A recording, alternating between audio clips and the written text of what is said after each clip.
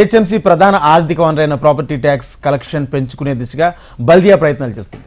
ఆదాయ వనరుల అన్వేషణ చేసిన జిహెచ్ఎంసీకి ఎక్కడా కూడా మార్గం లభించకపోయేసరికి అప్పుల కోసం ప్రయత్నించగా అది కాస్త విఫలమైంది. ఇక ప్రత్యామ్నాయ మార్గాలను అన్వేషించడం కన్నా ఉన్న ఆదాయ వనరులను పెంచుకునే విషయంపై జిహెచ్ఎంసీ దృష్టి సారించింది.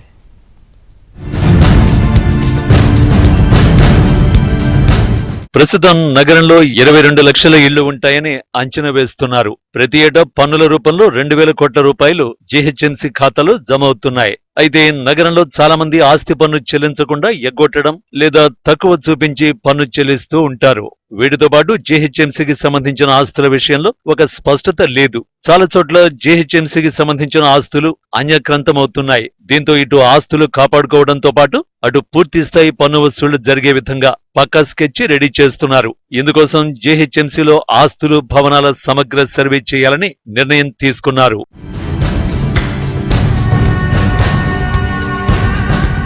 జీహెచ్ఎంసీలో ప్రస్తుతం 19 లక్షల ట్యాక్స్ ఖాతాల నుంచి వసూలవుతున్న ప్రాపర్టీ ట్యాక్స్ ను పెంచుకునే దిశగా ప్రయత్నాలు ప్రారంభించింది. జీహెచ్ఎంసీకి ఆస్తి పన్ను చెల్లిస్తున్న దాదాపు 19 లక్షల ప్రాపర్టీపై జీఐఎస్ సర్వే నిర్వహించేందుకు సిద్ధమైంది. ప్రస్తుతం ఉన్న 19 లక్షల పైచిలకు ప్రాపర్టీ ట్యాక్స్ ఇండెక్స్ నంబర్లలో కమర్షియల్ ఖాతాలు సుమారు 2.5 లక్షలు కాగా మరో 17.5 లక్షల ఖాతాలు రెసిడెన్షియల్ కేటగిరీకి చెందినవిగా ఉన్నాయి. అయితే వీటిలో రెసిడెన్షియల్ ట్యాక్స్ చెల్లిస్తున్న ఆస్తుల్లో కమర్షియల్ కార్యకలాపాలు కొనసాగుతున్నట్టు జీహెచ్ఎంసీ అనుమానిస్తోంది. దీనిపై స్పష్టత వచ్చేందుకు డ్రోన్ల ద్వారా నగరంలో ట్యాక్స్ చెల్లిస్తున్న ప్రాపర్టీలపై సర్వే నిర్వహించాలని నిర్ణయించింది.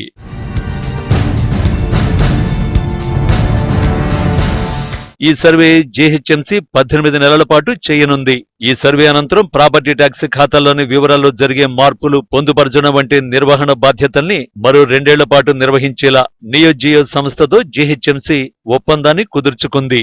సర్వే ప్రారంభించేందుకు నియోజియో సంస్థ ఏర్పాటు చేసుకుంటున్న సమయంలోనే ఎలక్షన్ కోడ్ రావడంతో సర్వేకు బ్రేక్ పడింది. ఇప్పుడు తాజాగా ఎలక్షన్ కోడ్ ముగియడంతో జీహెచ్ఎంసీ ఐటీ విభాగం నియోజియో సంస్థను సర్వే గురించి ప్రశ్నించినట్టు సమాచారం. గ్రేటర్లో డ్రోన్ సర్వేల కోసం నియోజియో సంస్థ హైదరాబాద్, సైబరాబాద్, రాచకొండ పోలీస్ కమిషనరేట్ నుంచి త్వరలోనే అనుమతులు తీసుకుని ఈ సర్వే నిర్వహించనున్నట్టు తెలిసింది.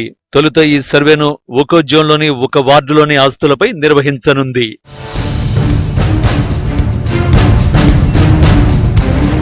ఈ సర్వేను ఏ ప్రాతిపదికన నిర్వహించాలన్న విషయంపై చాలా వరకు కసరత్తు జరిగింది. అయితే జీహెచ్ఎంసీకి రెసిడెన్షియల్ పన్ను చెల్లిస్తూ విద్యుత్ శాఖ నుంచి కమర్షియల్ కరెంట్ కనెక్షన్ తీసుకుని వినియోగిస్తున్నట్టు జీహెచ్ఎంసీ గుర్తించింది.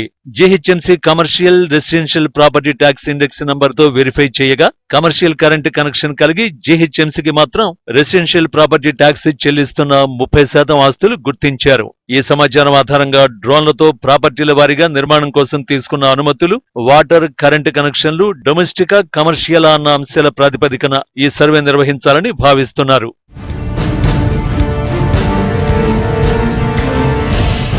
కమర్షియల్, రెసిడెన్షియల్ ప్రాపర్టీలపై జీహెచ్ఎంసీ చేయనున్న జేఐఎస్ సర్వేతో గత ఆర్థిక సంవత్సరం వసూలైన దాదాపు 1900 కోట్లకు 2025-26 ఆర్థిక సంవత్సరం చివరి నాటికి అదనంగా జీహెచ్ఎంసీకి 600 కోట్ల నుంచి 900 కోట్ల వరకు ట్యాక్స్ కలెక్షన్ వచ్చే అవకాశం ఉన్నట్టు అధికారులు అంచనా వేస్తున్నారు. నియోజియో సంస్థ చేపట్టే ఈ సర్వే 18 నెలల్లో పూర్తి చేయనుంది. అంటే 2025-26 ఆర్థిక సంవత్సరం చివరి వరకు సమయం పడుతుంది. సర్వే ఫలితంగా అదనంగా మరో 600 కోట్ల నుంచి 1000 కోట్ల వరకు ట్యాక్స్ వసూలయ్యే అవకాశం ఉన్నట్లు అధికారులు అంచనా వేస్తున్నారు.